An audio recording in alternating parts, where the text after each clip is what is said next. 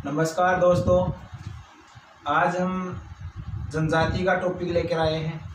जनजाति कंप्लीट करेंगे, उसके बाद धीरे धीरे राजस्थान के नए टॉपिक आते जाएंगे और लॉकडाउन का आनंद लेते हुए राजस्थान का जो जीके है उसको हम कंप्लीट करने की कोशिश करेंगे। तो आज हम जनजातियों के ऊपर जिक्र करेंगे। तो जनजाति टॉपिक लेते हैं। तो ये जनजातियाँ हैं। तो जनजाति सबसे पहले हम ये देखा जाए कि पढ़ते किस में है, कौन सी कैटेगरी में जनजाति को पढ़ा जाता है। तो इनको एसटी जो कैटेगरी होती है उसमें पढ़ा जाता है। तो दोस्तों सबसे पहले प्रश्न ये बनता है कि जनजातियां सर्वाधिक राजस्थान के कौन से भाग में निवास करते हैं।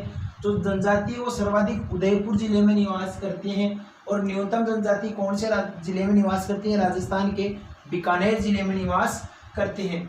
अगर प्रतिशत के आधार पर हम जनजातियों का जिक्र करें तो प्रतिशत के आधार पर सर्वाधिक जो जनजाति हैं वो बांसवाड़ा जिले में, राजस्थान का जो बांसवाड़ा जिले है उसमें निवास करती हैं। और प्रतिशत के आधार पर जो न्यूनतम जनजाति है वो कहाँ निवास करती है, नागौर में निवास करती है।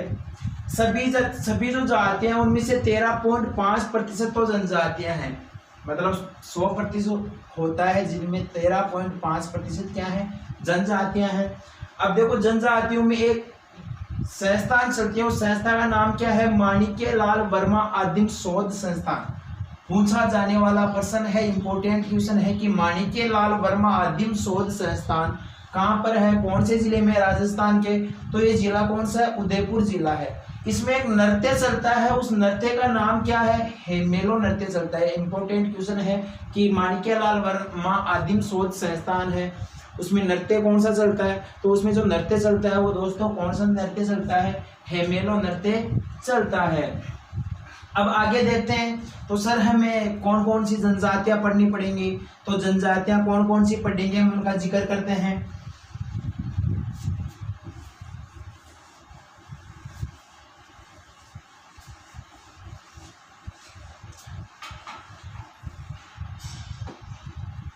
तो देखो दोस्तों, जो जनजातियां हम पढ़ेंगे, मीणा जनजाति, भील जनजाति,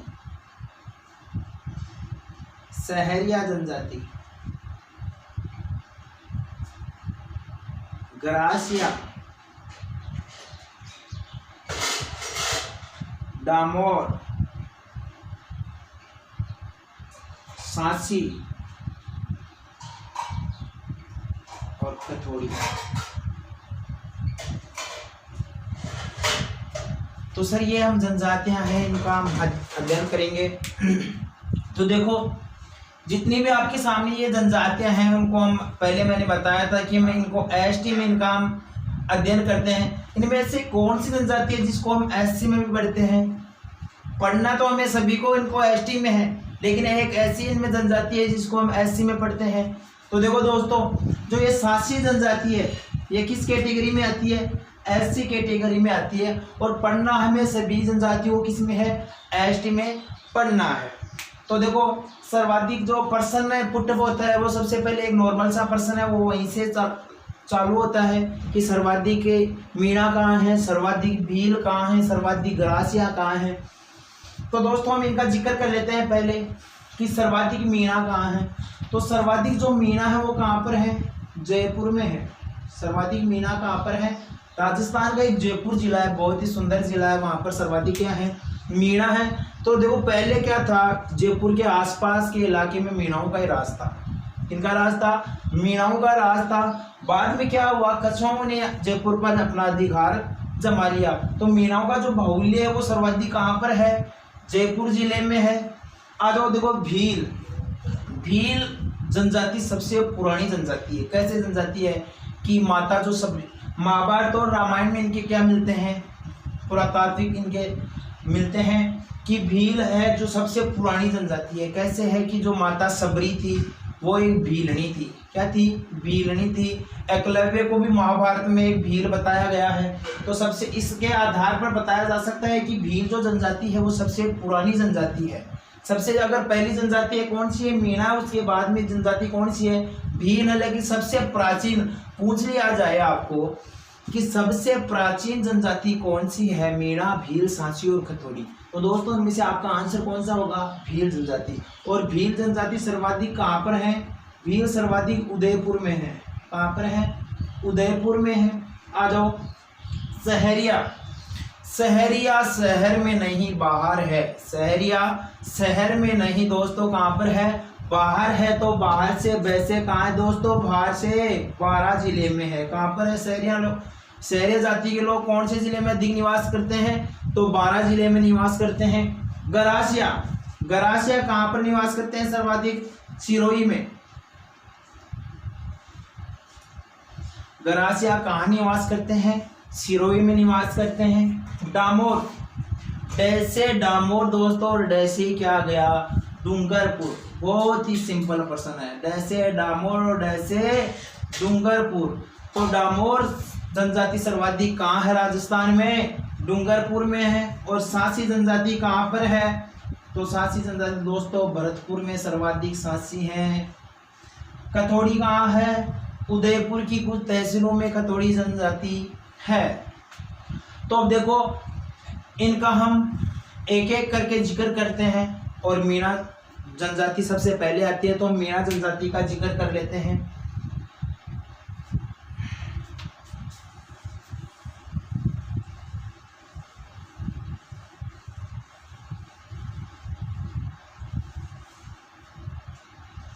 तो दोस्तों नंबर से हम क्या करते हैं? जनजातियां पढ़ते हैं। तो सबसे पहले जो नंबर की हम जनजाति लेते हैं वो जनजाति कौन सी है दोस्तों? मीणा जनजाति। कौन सी जनजाति है? मीणा जनजाति। तो सबसे पहले जो प्रश्न बनता है या बेसिक रूप से हम देखते हैं कि मीणाओं के प्रकार, कि मीणा कितने प्रकार के होते हैं। तो देखो दोस्तों बेसिक रूप से मीणा 2 प्रकार के होते हैं। एक तो जो मीणा होता है वो चौकीदार मीणा होता है, और दूसरा जो मीणा होता है वो मीणा कौन सा होता है? जमींदार मीणा। एक तो मीणा कौन सा होता है? चौकीदार मीणा होता है, और मीणा दूसरा होता है जमींदार मीणा। तो इनमें से डिफरेंट क्या है कि बड़ा मीणा कौन सा होता है? चौकीदार होता है या जमींदार मीणा होता है? कि सबके सामने एक ही जवाब आता है कि जमींदार, जिसके पास जमींदार होगा बहुत बड़ी, उसके पास जमीन होगी तो सबसे बड़ा ये होगा। नहीं दोस्तों, पहले क्या होता था? चौकीदार। चौकीदार क्या है? गवर्नमेंट सर्वेंट है, सरकार की एक नौकरी करता है, इसलिए चौकीदार को बड़ा बताया गया है और जमींदार को इससे छोटा बताया गया है। तो हम उत्पत्ति देखते हैं पहले। तो जो मीणा जो शब्द है वो किससे बना है? किससे मीणा शब्द की उत्पत्ति हुई है? तो जो मीणा शब्द है उसकी उत्पत्ति हुई है मीन शब्द से। किससे हुई है? मीन शब्द से। और मीन शब्द का तात्पर्य क्या होता है दोस्तों? मछली होता है। क्या होता है? मछली होता है। वैज्ञानिक के आधार पर पहले इस धरती पर जीव आया था, जीव ही आया था।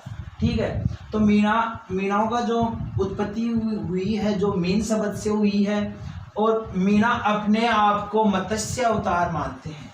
मीणा क्या मानते हैं? अपने आप को मत्स्य अवतार। मत्स्य जो अवतार है ये भगवान विष्णु का अवतार है।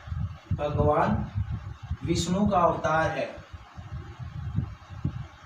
मत्स्य अवतार भगवान विष्णु का अवतार है। और मीणा अपने आप को भगवान विष्णु को क्या मानते हैं? वंशज मानते हैं। अब देखो मीणाओं में एक व्यक्ति था जिसने मीणाओं का एक ग्रंथ लिखा था। उस व्यक्ति का नाम क्या था? मुनि Magan Sagar. Muni Magan Sagar. It is very important question. कैसे? मुनि मगन सागर ने मीणाओं का एक ग्रंथ लिखा था। उस ग्रंथ का नाम क्या था दोस्तों? मीन पुराण। उस ग्रंथ का नाम क्या था? मीन पुराण या मीना पुराण था। तो मुनि मगन सागर ने इस ग्रंथ में ऐसा क्या लिख दिया था?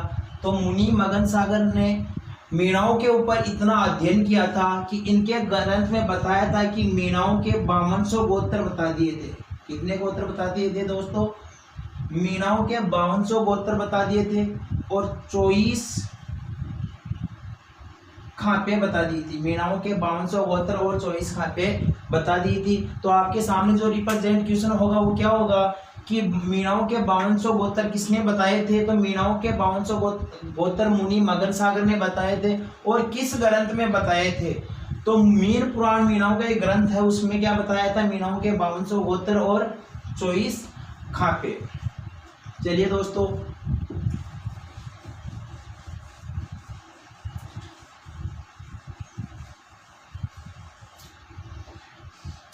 देखिए दोस्तों क्या होता है, सभी जो जातियां होती है उनमें जो परिवार होता है वो पितृसत्तात्मक होता है। जहाँ पिताजी की चलती है तो मीणाओं में भी किसकी चलेगी, पिताजी की चलेगी, क्योंकि पितृसत्तात्मक है सभी।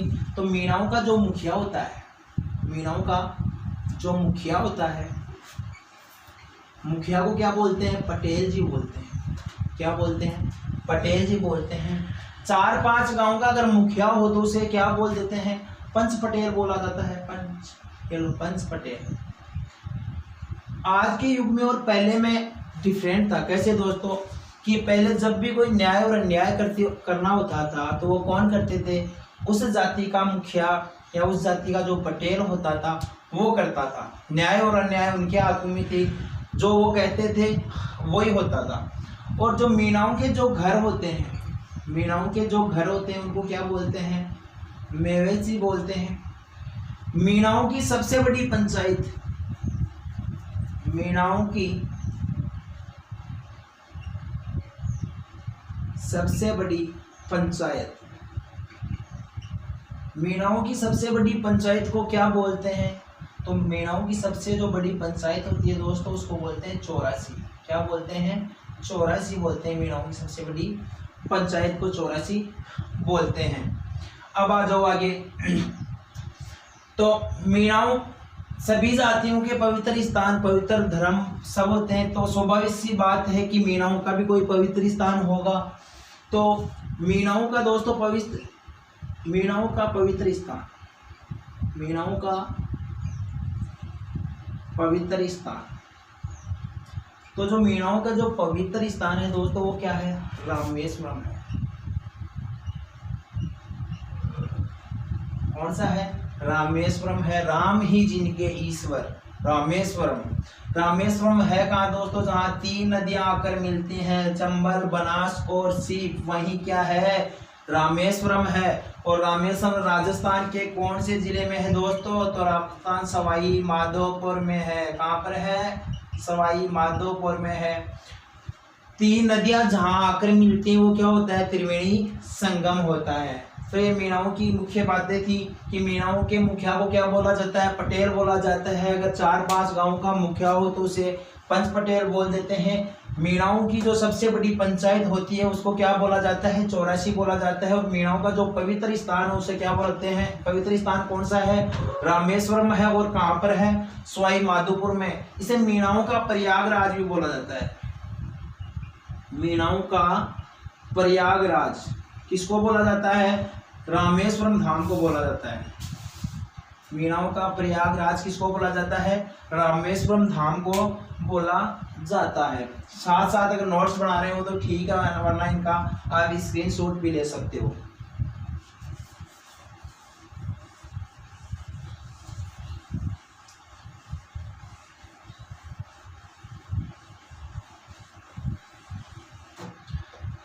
तो दोस्तों हम क्या पढ़ रहे थे, मीणा पढ़ रहे थे। पढ़िए क्या क्या, मीणाओं की उत्पत्ति कहाँ से हुई, मीणाओं का पवित्र स्थान क्या है, मीणाओं में एक व्यक्ति थे जिन्होंने मीणाओं का एक ग्रंथ लिखा था। ये बातें हमने पढ़ ली। अब हम पढ़ेंगे आगे क्या, मीणाओं के मुख्य देवता कौन कौन से हैं। तो देखो दोस्तों, मीणा जीण माता को भी मानते हैं। मीणा भूरिया बाबा को भी मानते हैं।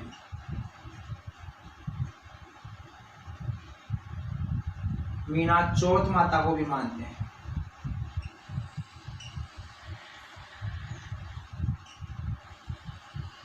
मीणा दुर्गा माता को भी मानते हैं।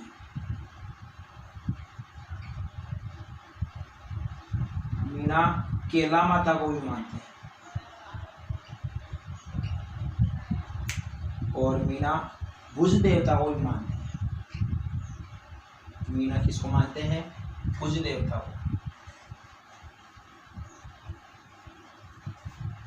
दोस्तों ये मीणाओं के प्रमुख देवता हैं। जीण माता को भी मीणा मानते हैं। और जीण माता है कहाँ पर दोस्तों, जीण माता है रेवासा सीकर में। रेवासा सीकर जिले में है, राजस्थान के। ठीक है, भूरिया बाबा, इट्स वेरी इंपॉर्टेंट। भूरिया बाबा तो क्या है, भूरिया बाबा मीणाओं का देवता है।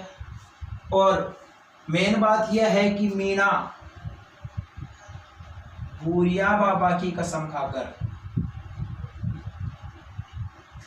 भूरिया बाबा की कसम खाकर झूठ नहीं बोलते हैं।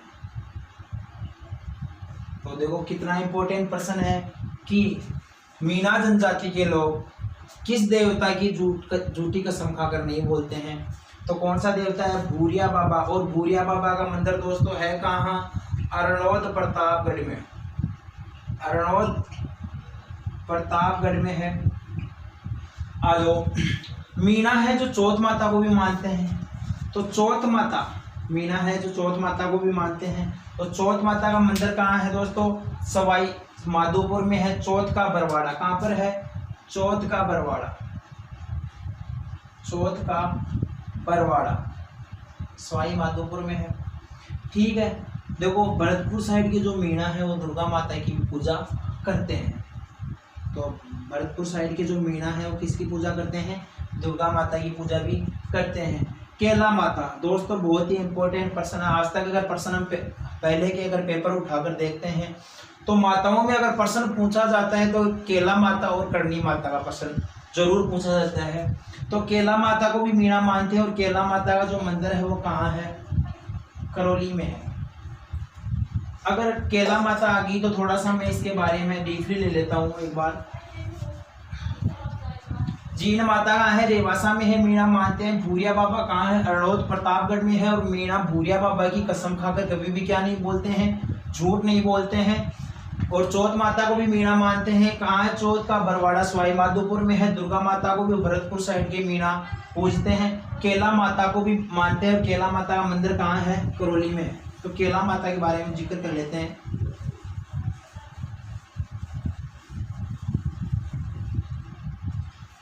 दोस्तों दो, एक चित्रकूट, एक तो क्या है,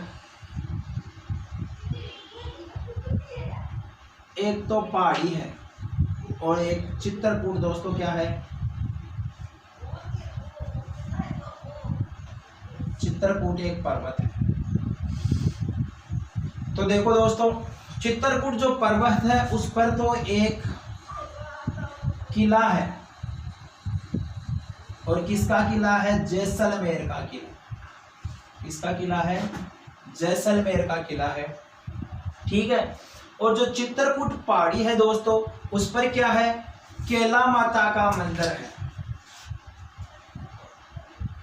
किसका मंदिर है दोस्तों, केला माता का मंदिर। अब देखो दोस्तों चित्रकूट पहाड़ी पर जो मंदिर है वो किसका है, केला माता का है। तो देखो दोस्तों कैसे केला माता और कैसे क्या आ गई दोस्तों, करौली। कैसे क्या आ गया, करौली आ गया। और कैसे दोस्तों क्या आ गया, कालीसील आ गया। कैसे केला माता, कैसे करौली और कैसे कालीसील। तो दोस्तों बताया जाता है जो केला माता है वो माता अंजनी का अवतार है। और अंजना माता किसकी माता थी, भगवान हनुमान जी महाराज की माता थी। तो हम समझाने के लिए दो ले लेते हैं, तो बंदर और एक लंगर, बंदर और लंगर ले लेते हैं। तो जो केला माता है वो किसका अवतार मानते हैं, अंजना माता का अवतार मानते हैं। और अंजना माता कब खुश हो, जब बजरंगबली डांस करे। ठीक है, तो बंदर के रूप में हम किस देवता की पूजा करते हैं, हनुमान जी महाराज की। और हनुमान जी महाराज अगर केला माता को खुश करना हो तो कैसे खुश करेंगे, लंगर की जैसे लांगूरिया नृत्य करके। कैसा नृत्य करके, लांगूरिया नृत्य करके। तो देखो दोस्तों केला माता का जो मंदिर है कहाँ पर है, करौली पे। और जो कालीसील नदी के किनारे है, कौन सी नदी के किनारे है, कालीसील नदी के किनारे है। और यहाँ पर जो नृत्य किया जाता है वो कौन सा नृत्य किया जाता है, लांगूरिया नृत्य किया जाता है।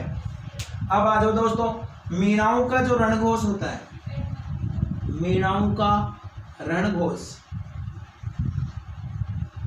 मीणाओं का जो रणघोष होता है दोस्तों वो होता है किकमारी। क्या होता है, किकमारी होता है। कि जब भी मीणाओं के कोई आपत्ति आती है तो वो किकमारी शब्द का प्रयोग करके मीनाओं को एक जगह कर लेते हैं। तो यह था दोस्तों मीना जनजाति जो कंप्लीट हो गई है, और नेक्स्ट भाग में हम अगली जनजाति लेंगे भील। थैंक यू दोस्तों, धन्यवाद।